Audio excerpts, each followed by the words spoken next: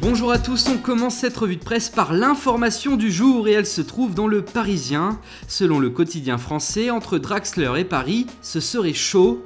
À l'approche du mercato d'hiver, le PSG s'active sérieusement sur la possibilité de recruter l'international allemand, placé sur la liste des transferts par Wolfsburg. Le transfert pourrait se négocier aux alentours des 30 millions d'euros.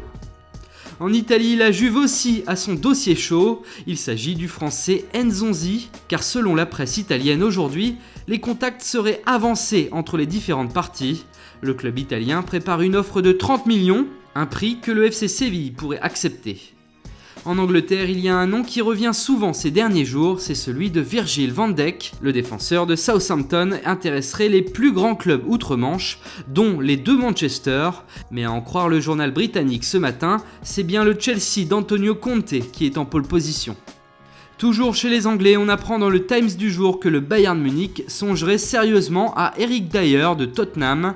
En effet, cette saison, la situation serait un peu tendue entre l'international anglais et son entraîneur Pochettino. Et dans ce cas, le club allemand souhaite en profiter, mais attention, Chelsea est également sur le coup.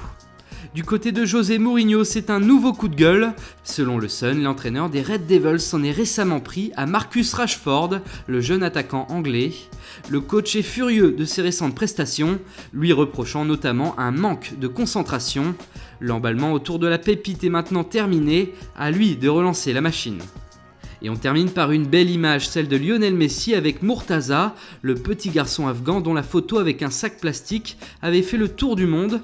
Hier soir, l'enfant a enfin pu rencontrer son héros à l'occasion d'un match amical du Barça au Qatar.